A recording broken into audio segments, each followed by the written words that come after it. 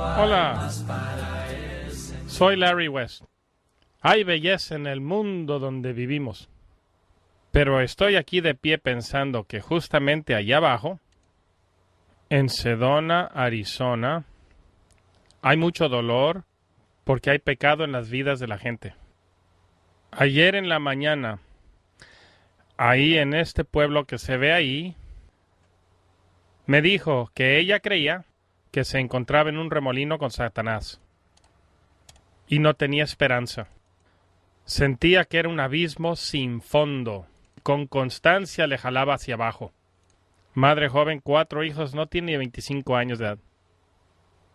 Ella tiene 3 niños y una niña, envuelta en las drogas. Y hay una droga en particular que le jala para abajo y para abajo. Y está perdiendo esperanza de que va a poder salir de ese problema. Justamente ahí abajo. Tú sabes, es una epidemia. Las drogas se encuentran por todos lados. No solo las drogas. Hay sexo ilícito. Disfrutando de la relación sexual sin casarse. No estoy hablando de un noviazgo. No dije que eran adultos responsables, haz de cuenta que eso les justificara. No es una relación entre un hombre y una mujer. Ellos se están acostando sexualmente. Y no están casados y es pecado. Dios lo dice. Ellos lo saben, tú lo sabes. Ahí vienen los muchachos. Viernes por la tarde, sábado por la tarde. Es tiempo de ir al bar. Ya sabes, con los muchachos nuevamente a emborracharse. Y ahí viene el buen amigo. Ahí viene el buen amigo del otro lado de tu casa que dice que todo va a salir bien. Porque Dios es un buen Dios. Él no te va a hacer responsable. En el análisis final, Él no te va a lastimar. Él no lastima a nadie. Te ama. Te puedes salir con la tuya. Un señor que me dijo que ya no sabía ni cuántas veces él había tenido relaciones con tantas personas que no las podía contar. Otro me dijo, empieza uno a reconocer y a valorarse. Tú sabes, como perro callejero, que anda por las calles buscando perra en brama. Lo logras y regresa uno nuevamente al trabajo. Haz de cuenta como que si fueses un conquistador, que después de un tiempo empiezas a preguntarte si te queda algo de conciencia. Tal vez usted se siente de esa manera. ¿Está usted involucrado con alguien sexualmente sin estar casado? Una persona me confió una vez que dijo que lo que mi esposa no sabe no le lastima. ¿Es usted? ¿Está involucrado en la pornografía? O tal vez te llenas de ira.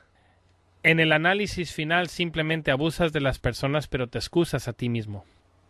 Sí, yo sé que tengo un temperamento. ¿Te gusta espiar la desnudez de los demás? ¿Te gusta engañar a la gente y quitarles su dinero? Diciendo, de una manera u otra, de todos modos tenemos que negociar. Tenemos todos que ganarnos la vida. Los pecados son epidemia. Está aquí en este pueblo y en todos los pueblos de los Estados Unidos y es absolutamente en todo el mundo. No se trata de otros pueblos, se trata de usted.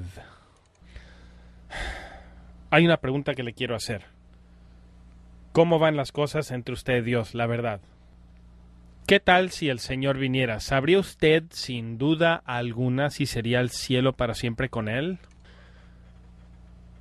Yo sé que en mi propia vida doy gracias a Dios porque he lidiado con este problema en mi conciencia. Le pido que usted también lo haga.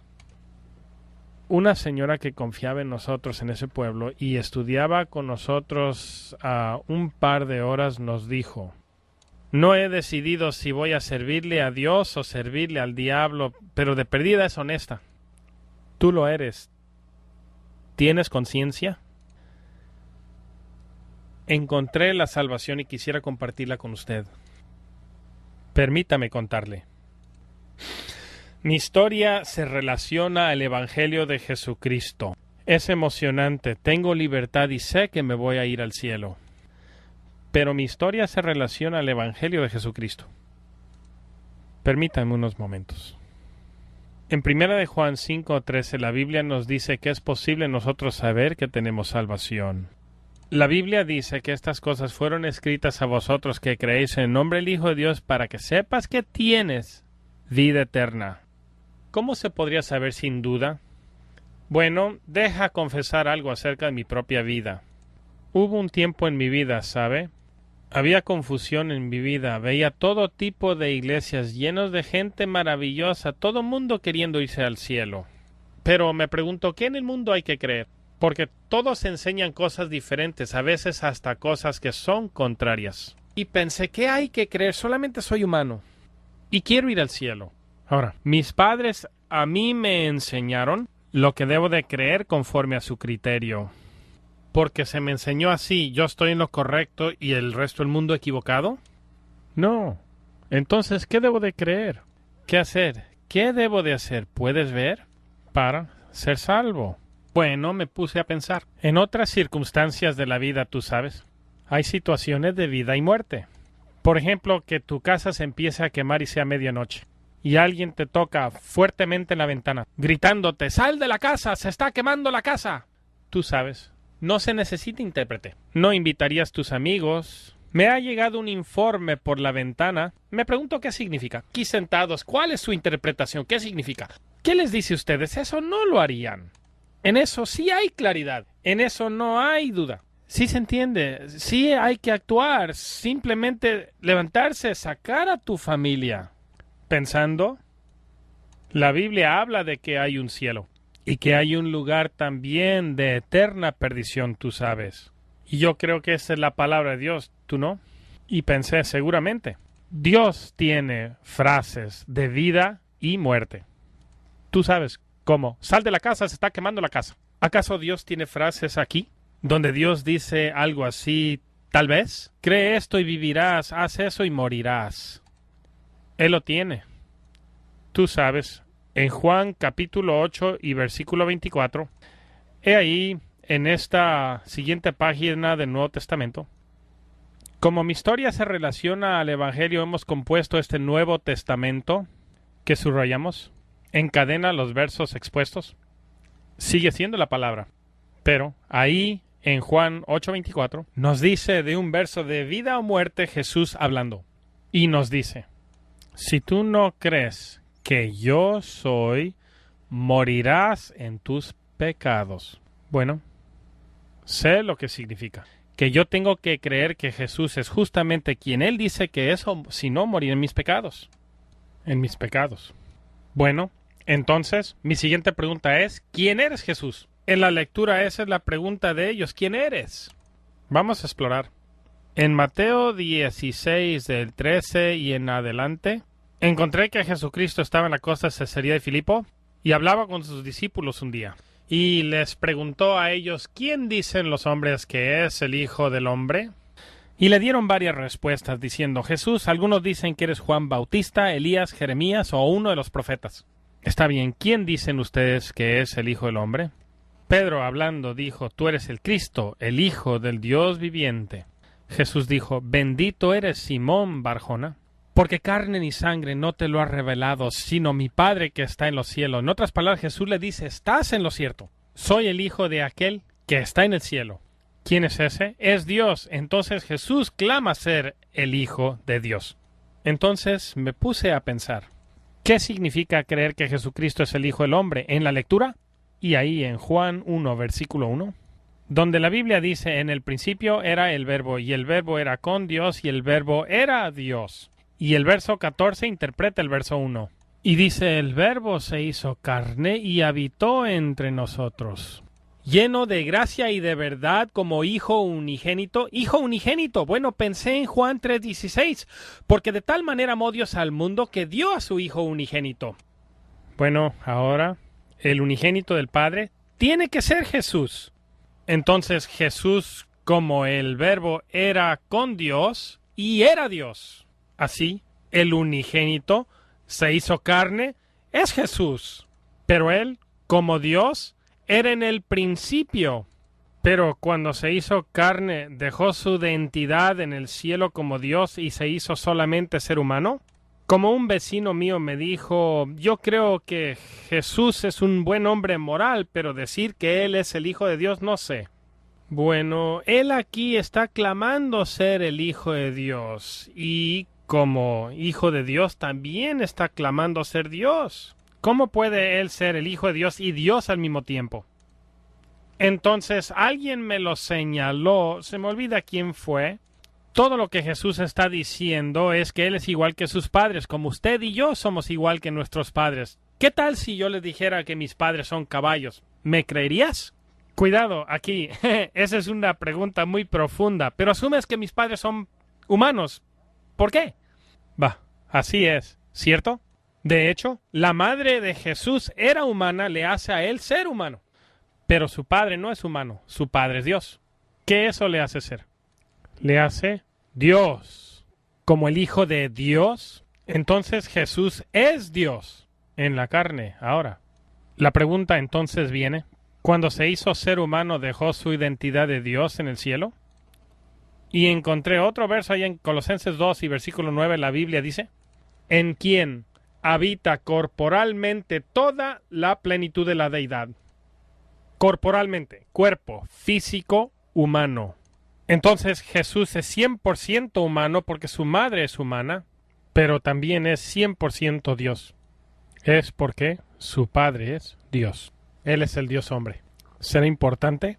Bueno, Jesús dijo ahí, ¿te acuerdas? Allá en Juan 8:24, a menos de que creas que yo soy, morirás en tus pecados. De hecho, en Hebreos 1, versículo 8, el Padre le llama a su propio Hijo Dios. La cita se encuentra en Salmos 45 y 6. Y la cita es, el Padre hablando acerca del Hijo dice, tu trono, oh Dios, por los siglos de los siglos. Su Padre le llama a su propio Hijo Dios. Siguiendo con la lectura en Juan 8:58, Jesús entonces hablando acerca de sí mismo dijo, antes que Abraham fuese, yo soy. Yo me acuerdo leyendo en el Testamento Viejo en Éxodo 3 acerca de Moisés y la zarza que se quemaba y la voz que salía de la zarza y Moisés preguntó, ¿quién eres? ¿Cuál es tu nombre? Y la voz dijo, yo soy quien soy y dijo así. El contexto y los versos. Era Jehová Dios, el Dios de Abraham, Isaac y Jacob. Y Jesús tomando de ese mismo nombre en Juan 8:58 dice, antes que Abraham fuese, yo soy. Nos fijamos en Juan 8:24, la primer cita de vida o muerte, cita que te mencioné hace poco. Y me fijé y tomé nota que Jesús realmente decía, a menos de que creas que yo soy, morirás en tus pecados. Viajando por el país, hablando con diferentes personas, he encontrado gentes que dicen que Jesús es el arcángel Miguel, o que Jesús es el hermano espiritual de Satanás. Hay otro grupo religioso que domina el mundo islam. Dicen que Jesús es solamente ser humano. Era profeta. Mohammed dice que es el profeta más grande que ha vivido, pero que solamente es un ser humano. Jesús dice, porque si tú no crees que yo soy, morirás en tus pecados. Él nos dice, estás viendo un ser humano, pero con el ojo de fe ve un poco más cerca. Más vale que veas que parado aquí está Jehová, tu Dios. En Mateo capítulo 3, versículos 16 y 17, descubrí también que ahí es uno de los tres en la deidad.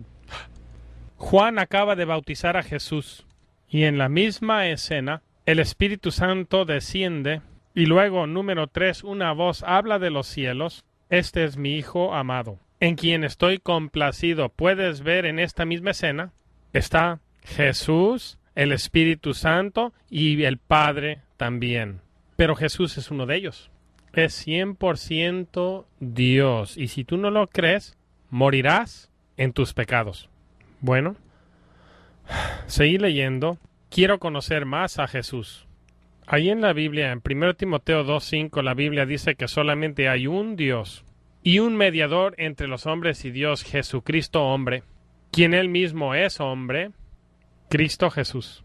Yo sé lo que es un mediador. Un mediador es un intermediario, como un puente, porque un puente hace contacto con ambos lados. Si solamente toca un lado es un muelle, pero un puente toca ambos lados. Eso es un mediador. Porque Jesús es Dios, Él está en su lado. Porque Él es humano, también toca nuestro lado. Sin duda, Él es nuestro intermediario. Él es el mediador y el puente. Yo estaba leyendo el Viejo Testamento y allá en Isaías 59, en los primeros 2 versos dice que hemos sido separados de Dios por causa de nuestros pecados. Y de hecho, me di cuenta que Jesús es el puente. Dios nos quiere en el cielo con Él, pero a causa de nuestros pecados hemos sido separados. Así, para que yo pueda estar con Dios en el cielo, necesito que Él sea mi puente. Y es donde Jesús entra en esta salvación. La Biblia dice en Salmo 93 que cuando se trata de Él, en Él no hay injusticia. La Biblia dice en Romanos 3 y versículo 10 que entre nosotros no hay ni uno que es justo.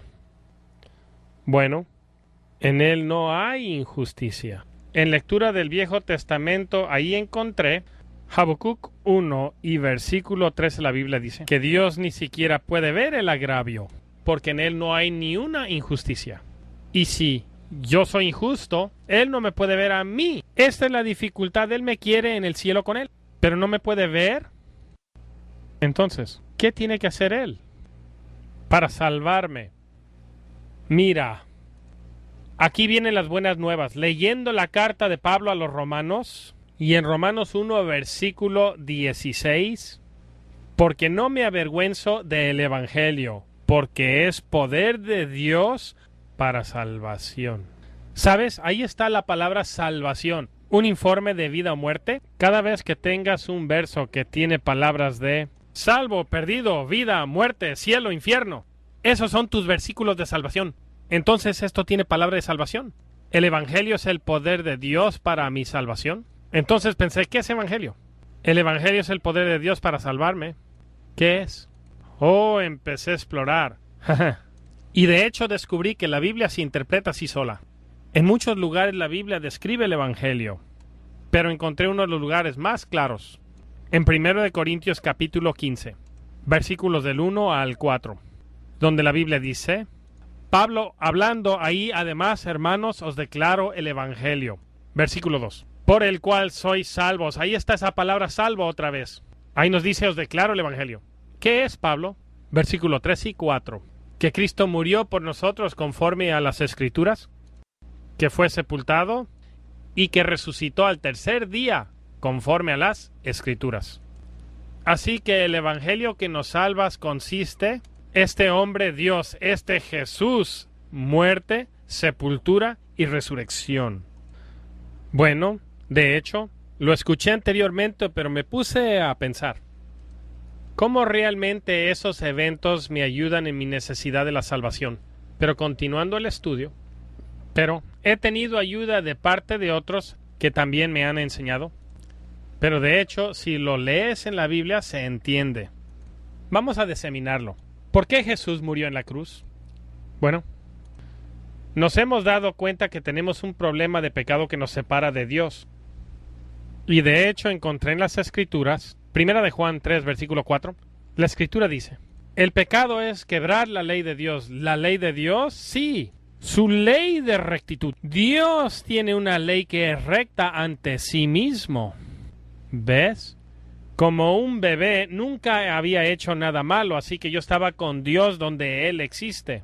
Pero cuando empecé a crecer y llegó la adolescencia y entendí el bien y el mal, pero llegó el día que decidí hacer maldad y cuando hice maldad me alejé de Dios. Un momento, ahí es donde está Dios y me separé de Él. He sido separado de Dios. El pecado es lo que me separa de Dios y he roto la ley moral de rectitud de Dios. En mi vida me ha resultado, yo temo, que por exceso de velocidad recibí una citación. Yo reconocí en esos días que si tú quiebras la ley intencionalmente, pues tienes que pagar la multa. Se llama simplemente proceso de la ley. El proceso de la ley es simplemente recibir lo que obviamente ya mereces. Bueno, ¿acaso Dios tiene un proceso de la ley? Sí, ahí lo dice.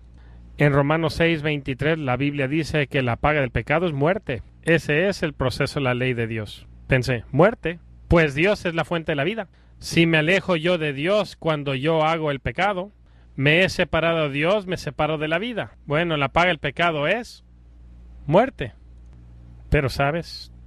También en la lectura, Romanos capítulo 6 y versículo 23, donde la Biblia dice, pero el don gratuito de Dios es vida eterna en nuestro Señor Jesucristo.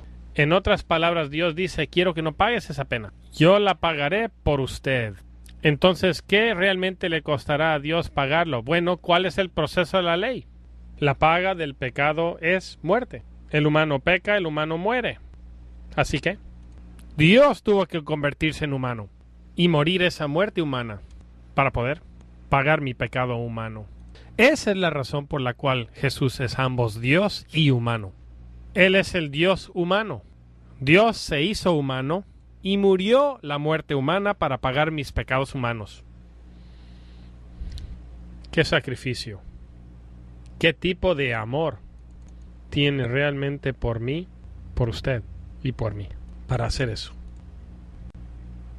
¿Ves que la Biblia dice en Hebreos 10? Porque la sangre de los toros y de los machos cabrios no pueden quitar los pecados del mundo. Así el escritor hebreo dijo, Dios preparó un cuerpo, un sacrificio humano. Y por eso, este siguiente verso, Efesios 1 y versículo 7, la Biblia dice, en quien tenemos redención por sangre, el perdón de pecados según las riquezas de su maravillosa gracia.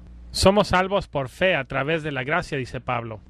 Bueno, por esa razón Cristo tuvo que morir en la cruz. Él tuvo que remover la pena de mi pecado. Gracias, Dios, por limpiarme, perdonado, por pagar la pena de la ley que yo quebranté contra ti. Judas 24, ahí encontré, cuando Jesús murió en esa cruz, me presentó sin mancha delante de su trono. ¿Sin mancha? Oh sí, sé lo que significa. Sin falta. Él me puede dar limpieza como la que tuve antes de nacer. Todos mis pecados quedan lavados en la sangre de Jesús. Puedes ver, tiene que ser todo o nada, porque sabes que ningún pecado puede entrar al cielo, ¿recuerda? Habacuc dijo que él no puede ni siquiera ver el agravio. Él no puede permitir ni un solo pecado en el cielo. Así que cuando me limpia de todos mis pecados, significa todos mis pecados, quitados sin mancha. Yo quiero aprovechar esto. ¿Qué tal usted? Pero pensando también el Evangelio consiste de la resurrección de entre los muertos. ¿Por qué Jesús tuvo que resucitar? Bueno, leía Juan 20, donde la Biblia dice que Jesucristo hizo señas en presencia de muchos testigos, pero estas cosas se escribieron para que creamos y creamos quién Él dice que Él es, el Hijo de Dios. Sí, y fue resucitado para regresar al cielo. Pero aún la Biblia, en 1 Corintios capítulo 15, en el versículo 20, leí que Jesucristo resucitó. Y la Biblia dice que es primicias de los que duermen, los que mueren. Lee ahí y dice, por cuanto la muerte entró por un hombre la resurrección de los muertos. ¿Qué? Seguí leyendo. El versículo 22 interpreta el 21. La Biblia dice, porque en Adán todos mueren, también en Cristo todos serán vivificados. Así que, por el pecado de Adán vamos a morir, pero Jesús ¿nos puede rescatar de la muerte? Sí, versículo 23 dice que cada uno en su debido orden. Cristo las primicias. Después, los que le pertenecen, los que son de Él. ¿Cuándo? En su venida. Eso es cuando Él venga otra vez. Y mientras leía 1 Corintios 15, descubrí que Jesús conquistó nuestro problema de la tumba. Que el cuerpo es cegado de una manera, pero es resucitado de otra. Que el cuerpo es cegado, sembrado en corrupción, pero es resucitado en incorrupción. Y ahí dice que este mortal se va a revestir de inmortalidad. En otras palabras, yo leo que Jesucristo resucitó físicamente y se le llama primicia, demostrando que otros, si le pertenecen, verán sus propias tumbas conquistadas cuando regrese. Y cuando salgan de sus tumbas, sus cuerpos serán revestidos con inmortalidad. Y el Señor nos reconciliará y nos llevará al cielo. para estar con Él para siempre. Ajá. ¿Acaso estás diciendo que este cuerpo físico es cambiado y hecho inmortal? ¿Me preguntas? Hay otros versos que apoyan, 2 Timoteo 1 y 10, donde lo dice de una manera sumamente concisa, donde todo se confirma, donde la Biblia dice Pablo hablando, el cual dice que quitó la muerte y trajo dos cosas a la luz por el Evangelio. ¿Cuáles dos cosas? Él dice vida e inmortalidad. Y simplemente estudiando, obtenemos vida por la muerte de Jesús. Obtenemos inmortalidad por su propia resurrección. Allí en Romanos 5 y versículo 10, porque cuando éramos enemigos fuimos reconciliados con Dios. ¿Reconciliados? Sí, así es. Significa amistad nuevamente. Fuimos hechos amistad nuevamente. Fuimos reconciliados con Dios, pero, léelo, por la muerte de su Hijo. Así que somos reconciliados con Dios, hechos amistad nuevamente con Dios por la muerte de Jesús. ¿Pero qué me separa de Dios y el único lugar? Pecado. Bueno, entonces, el proceso de la ley es si el hombre peca, el hombre muere. Dios se hizo humano en Jesús, muriendo la muerte humana, quitando el pecado humano. Quitando el pecado humano. Eso significa, ya no estoy separado, ya he sido regresado a Dios, hecho amistad nuevamente. Soy reconciliado con Dios a través de su muerte. Siguiendo con la lectura, mucho más estando reconciliados en el pretérito del futuro, seremos salvos por su vida. Así es. Fue resucitado a la vida nuevamente. Así que cuando resucite nuestros cuerpos mortales humanos y nos revista de inmortalidad, cambio absoluto, cambio, le dijo Pablo a los Corintios. Ahí nos dice una salvación completa por su vida. Cuando nos resucite, nos cambie y nos lleve hasta el cielo, haciéndonos completamente alma, cuerpo y espíritu. Como dice Pablo en Tesalonicenses 5:23. ¡Qué maravilla! Nos da vida a través de su muerte e inmortalidad en su resurrección. Somos reconciliados con su muerte y salvos enteramente, resultado de su resurrección. Su propia resurrección, te digo. Realmente me emociono mucho cuando te platico todo esto. Simplemente me río de puro gusto. Solamente hay dos cosas que impiden para que los humanos se vayan al cielo, y eso es el pecado y la muerte. El pecado y la muerte son las únicas dos cosas que impiden para que el ser humano se vaya al cielo. El pecado y la muerte, y Él se encarga de eso en su muerte y su resurrección. ¿A poco no es bonito? ¿A poco no es hermoso? Yo quiero aprovechar esto, ¿usted no? Señor, ¿cómo podría yo aprovechar esto? Nos los dice en Romanos 10, versículo 9. Y tú sabes esa palabra, sí. Mira la última palabra de ese verso. Salvo, si yo hago esto, ¿seré salvo? Pablo dice, si confiesas al Señor Jesús con tu boca y crees en tu corazón que Dios le levantó entre los muertos, ese es el Evangelio. Seré salvo. Basándolo en mi fe que Dios le resucitó de entre los muertos, ¿por qué le negaría yo? Claro que sí, confesaré a Jesús con mi boca basándolo en mi fe que fue resucitado de entre los muertos. Él dijo que eres salvo. Hay otras condiciones. 1 Corintios capítulo 6, donde dice que los injustos no heredarán el reino de Dios. Ni los fornicarios, ni los idólatras, ni los adúlteros, ni los afeminados. Y sigue ahí en esa lista hablando de esas cosas que nos impiden irnos al cielo. Y aparte hay otras listas en la Biblia. Y necesitamos hablar acerca de ello. Fornicación, haciendo sexo con quien no estás casado. Adulterio, que no eres fiel a tu esposo o esposa. Idolatría, cualquier cosa que tú pongas entre tú y Dios 18 veces en la Biblia. Dice Dios, amarás al Señor tu Dios con todo tu corazón, con toda tu mente, con todo tu cuerpo. Él tienes que ser primero. Borrachismo. Podemos seguir con esta lista. Estas son justamente las cosas que nos detienen de irnos al cielo. Por eso Jesús dijo en Lucas 13, a menos de que te arrepientas, compadecerás, y lo repite en el versículo 5. Énfasis, para darle énfasis, Jesús te está diciendo, ¿me oyes? A menos de que te arrepientas, eso es cambiar tu vida. Cambia la dirección de tu vida. A menos que lo hagas, morirás en tus pecados. Hay muchas condiciones, son de vida o muerte. Hazlo o morirás. Créelo y vivirás. Bueno, Señor, entonces, ¿cómo puedo aprovechar el Evangelio para ser salvo? Bueno, Pablo se lo dice a los tesalonicenses en 2 Tesalonicenses capítulo 1, versículos 7, 8 y 9. Dice: Jesús va a venir un día, y Él será revelado desde el cielo con sus ángeles de su poder en llama de fuego para tomar venganza sobre los que no conocen a Dios y también los que no obedezcan el Evangelio de nuestro Señor Jesucristo.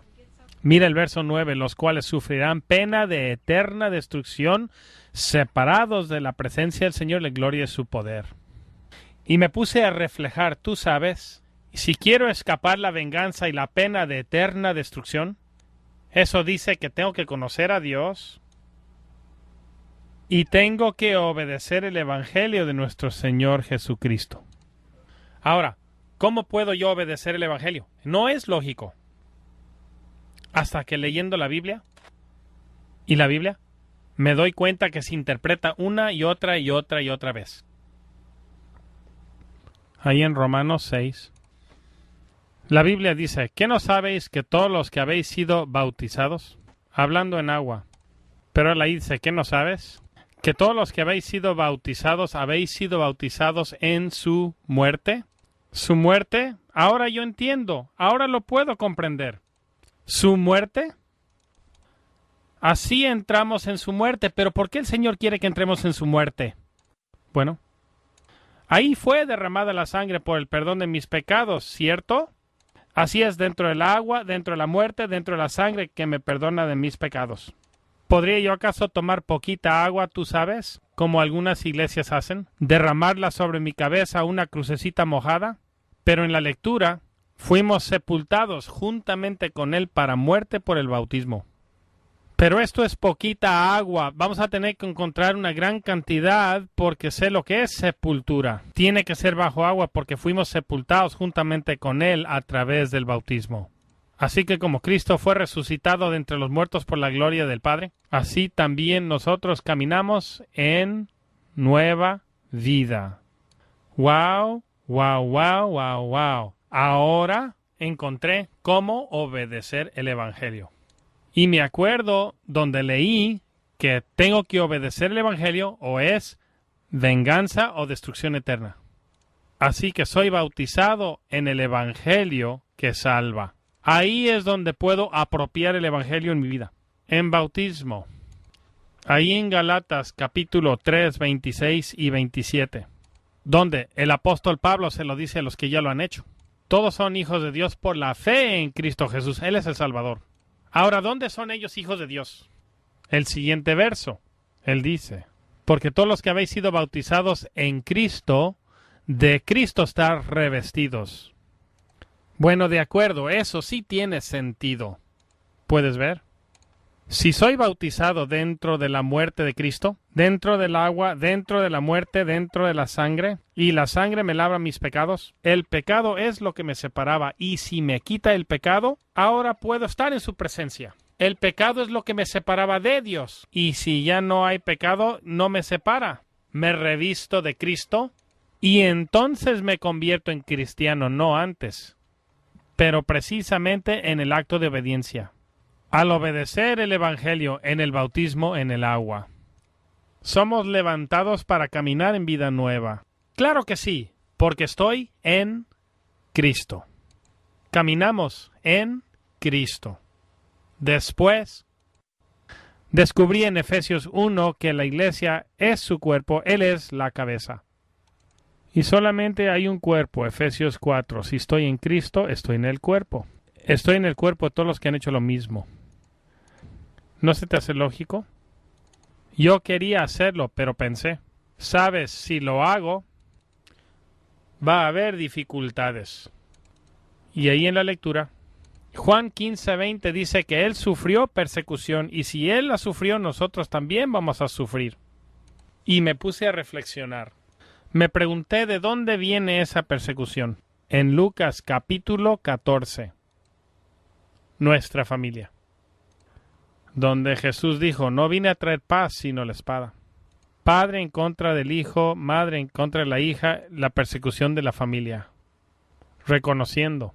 En 2 de Pedro 2, 20 y 21, por el conocimiento de esta verdad, Si regreso a la maldad después de haber conocido la verdad, mi postrer estado, mi último estado va a ser peor que el primero. Así que si empezamos este proceso es necesario terminar. Señor, quiero irme al cielo contigo, voy a caminar contigo, voy a aguantar la persecución, lo voy a hacer.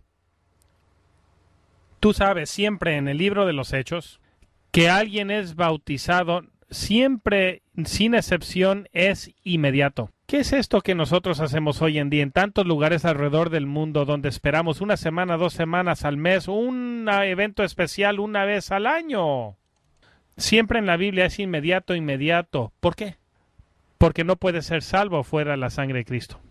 Y el bautismo es dentro del agua, dentro de la muerte, dentro de la sangre de Jesús. Y no puede ser salvo fuera de la sangre de Jesús. ¿De qué se trata la oración del pecador?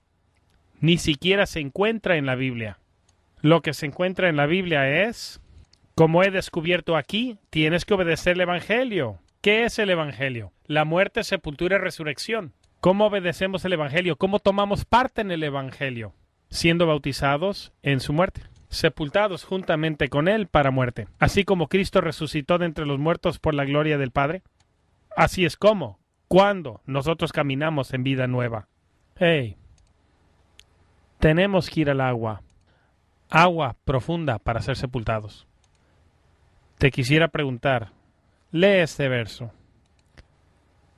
Hechos 22:16. Léelo en voz alta. Apaga el DVD y léelo en voz alta. Y dale a Dios tu respuesta. Te amo. Gracias. Dios te bendiga.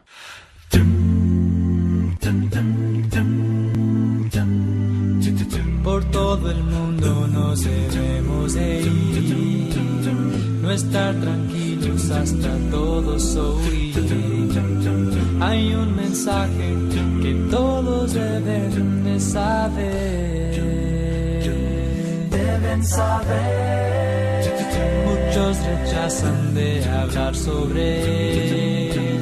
Embajadores deberíamos ser. Nuestra misión es llevarlos todos a Él. Todos a Él. Ganando almas para el Señor. Ganando almas para el Señor. Ganando almas para el Señor. El nacimiento que nos da el poder es como el agua que les quita la sed. En la batalla su espíritu nos guiará. Nos guiará. El diablo engaña y te quiere desviar por el sendero que tiene de maldad. Nuestra misión es llevarlos hacia la luz, hacia la luz, ganando almas para el Señor, ganando almas para el Señor, ganando almas para el Señor.